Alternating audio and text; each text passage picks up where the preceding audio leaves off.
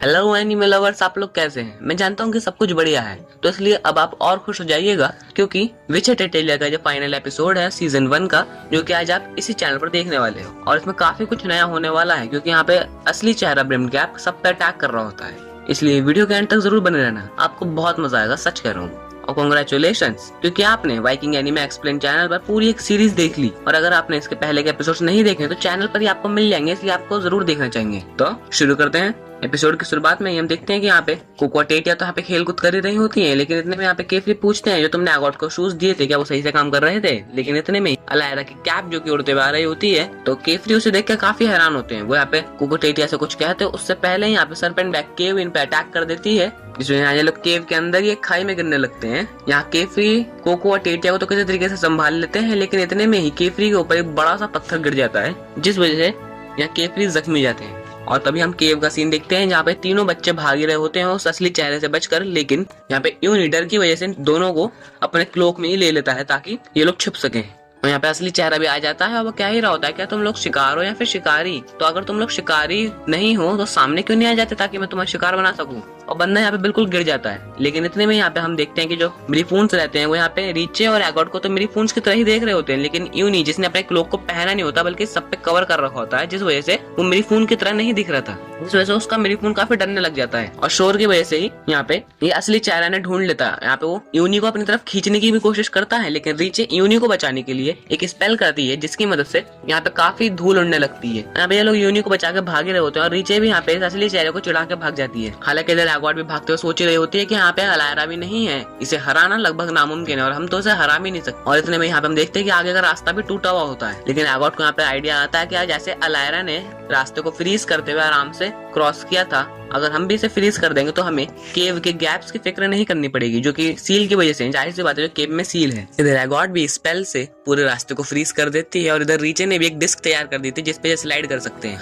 ये लोग मस्त स्लाइड करके अपने रास्ते को पार कर ही रहे होते हैं। वैसे इसमें काफी मजा आ रहा होगा नहीं। हालांकि यहाँ पे एगॉट के स्किल्प शूज काफी तेज होते हैं, जो कि थैंक्स टू कोको। हालांकि यहाँ पे यूनी भी आगे के रास्ते को फ्रीज करता जा रहा था, लेकिन स्पीड बढ़ाने के लिए वो रीचे से कहता है कि वो कोई अच्छा सा विंड स्पेल सोचे। हालांकि रीचे यहाँ पे कहती है कि मुझे ज्यादा स्पेल्स नहीं आते हैं, लेकिन इधर यूनी रीचे को अपनी नोटबुक दे देता है जिसमें ऑलरेडी उसने स्पेल्स भर रखे थे। वो कहता है जब थोड़ा अजीब लग सकता है, लेकिन मुझे ऐसा लगता है कि मेरा फैसला सही था, इससे तुम्हें मदद मिलेगी। रीचे उसकी नोटबुक ले लेती है, लेकिन इधर एगॉट सोच ही रही होती है कि ऐसी क्या चीज है जिसकी वजह से ब्रिमकैप हमारे पीछे पड़े हुए हैं। तभी उसे याद आता है कि जब टेटिया ने भी कोको को जिम्मेदार मानते हुए उस वक्त देखा था। वो सोचती है कि आम स्टूडेंट्स के साथ ऐसा तो कुछ नहीं होना चाहिए, ऐसी क्या चीज है जिसके पीछे ब्रिमकैप इतने पागल है। तभी उसे एहसास होता है कि वो चीज असल में कोको है। और तभी वो उस डिस्क से उतर के उस असली चेहरे से कहने लगते हैं कि आउटसाइडर अब एटेलियर में नहीं है। नाइट मोरालिस ने उसकी यादें मिटा दी थी और उसे उसके गांव भेज दिया। हमें परेशान करके तुम्हें कुछ भी नहीं मिलेगा, बेहतर होगा तुम चले जाओ। लेकिन इधर जो असली चेहरा एगॉट को धड़ दबोच लेता है। वो उससे कहता है क्या तुम सच में मुझसे झूठ बोल सकती हो? तुम्हें पता है पुरानी पॉइंटेड कैप पापियों के लिए होती थी, तो आज की पॉइंटेड कैप सिर्फ निकम्मे लोगों के लिए होती हैं जो खुद की शक्तियों को पहचानना ही नहीं चाहते। तुम सब तो बस नियमों तले दबे हुए हो। केवल फॉरबिडन मैजिक में ही तुम्हारी मुक्ति है। एक बार तुम फॉरबिडन मैजिक को अपना लोगे तो तुम हर वो जादू कर सकते हो जो तुम करना चाहते हो। तुम पे कोई रोकथाम नहीं होगी, तुम खुद के आइडल खुद बन सकते हो। जल्द ही दुनिया जान जाएगी कि उन्हें कौन सी कैप्स पहननी चाहिए। हम तो बस उसी दिन का इंतजार कर रहे हैं और उसके लिए कुछ कुर्बानियां भी देनी होंगी। जरा सोचो, जब वो देखेगी कि उसके किसी प्यारे दोस्त ने उसे बचाने के लिए झूठ बोला, तो क्या वो हमारे दिए हुए मैजिक को ठुकरा देगी? देखते हैं।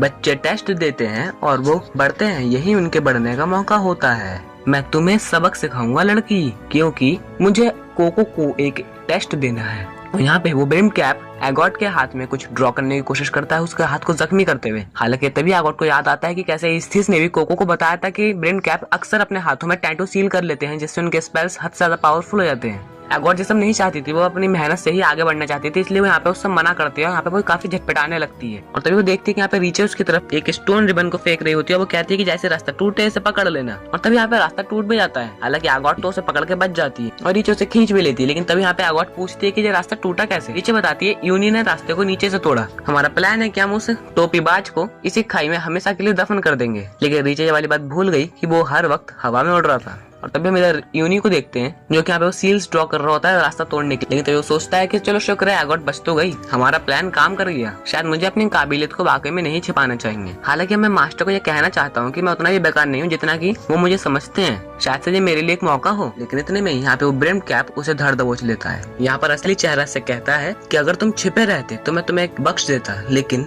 तुमने अपनी टांग इस सब में घुसेड़ी ना। जो लोग छिपते हैं ना उनमें ज्यादा डार्क साइड होती है, इसलिए मैं तुम्हें एक ऐसा रूप दूंगा जिससे तुम हमेशा के लिए छिपना ही चाहोगे लड़के। और तभी मैं इधर रीचे को देखते हो कि सोच रही हुई थी कि अगर वो लगातार उड़ रहा था तो इसका यही मतलब है कि रोमोनॉन्स की इस केव का उस पर कोई भी असर नहीं होता, और अगर ब्रिम कैप पे इस मैजिक का कोई भी असर नहीं है तो इसका मतलब हम भी अभी खतरे में ही है। तभी यहाँ पे एगोट भी कहते हैं कि हमें यूनी को बुलाना चाहिए, वापस हमें मास्टर केफरी के पास ही जाना चाहिए। यहाँ पे ये लोग यूनी को आवाज दे ही रहे होते हैं, लेकिन यहाँ पे पूरी तरह से सन्नाटा छाया हुआ होता है। लेकिन तभी ये लोग कुछ काफी भयानक देख लेते हैं। यहाँ पे यूनी की दर्द से कर्राने की आवाज आ रही है, तो बेचारा काफी तड़प रहा होता है दर्द में, क्योंकि यहाँ वो एक अजीब से क्रिएचर में बदलता जा रहा था। उसके शरीर पे काफी फर होता है और उसके नाखून में काफी पैने होने लगते, दर्द की वजह से वो बेचारा कुछ बोल भी नहीं पा रहा होता है। और इतने में ही वो यहाँ पर एक भयानक से डार्क स्केल वुल्फ में बदल जाता है। रीचे ये सब देख के काफी ज्यादा हैरान होती है और डरी भी होती है, और यूनी भी यहाँ से चला जाता है। रीचे उसकी मदद करने जाना चाहती थी, लेकिन एगोट यहाँ पर उसे रोक लेती है, क्योंकि इस वक्त इनके लिए बिछड़ना काफी ज्यादा खतरनाक हो सकता था। और इतने में यहाँ पर असली चेहरा भी आ जाता है, और वो कह रहा होता है कि उसने स्केल वुल्फ के फर के कपड़े पहने थे ना, इसलिए मैंने सोचा कि मैं उसे स्केल वुल्फ ही बना दूं।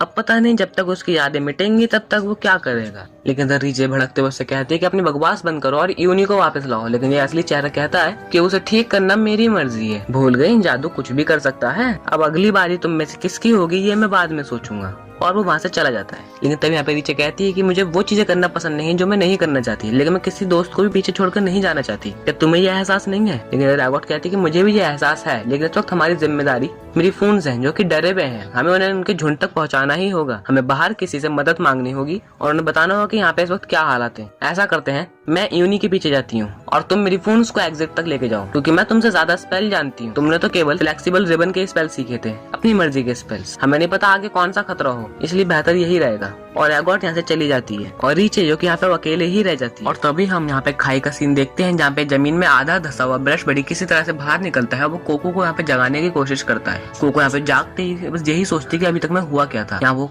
टेटिया और केफरी को भी जगाती है, लेकिन यहाँ पे ये दोनों जाग नहीं रहे होते। कोको देखती है यहाँ पे केफरी काफी जख्मी है और उनके चश्मे भी टूटे हुए हैं। वो यहाँ केफरी को उठाने की फिर कोशिश करती है, उससे पहले ही यहाँ पे केफरी कोको का हाथ पकड़ लेते हैं और काफी ज्यादा सतर्क होते हैं। यहाँ पे टेटिया भी जाग जाती है। कोको कुछ कहती है उससे पहले ही केफरी यहाँ पे कोको को शांत कर देते हैं, क्योंकि यहाँ पे इनके अलावा भी कोई और होता है। यहाँ पे हम देखते हैं कि असल में वही सुनहरी मूर्तियां होती हैं जिनके बारे में हमने एपिसोड 12 में भी बात की थी, जो कि असल में रोमोनॉन्स की मूर्तियां हैं। यहाँ पे जो हिल डुल सकती थी क्योंकि रोमोनॉन्स को जिंदा ही मूर्तियों में बदला गया था।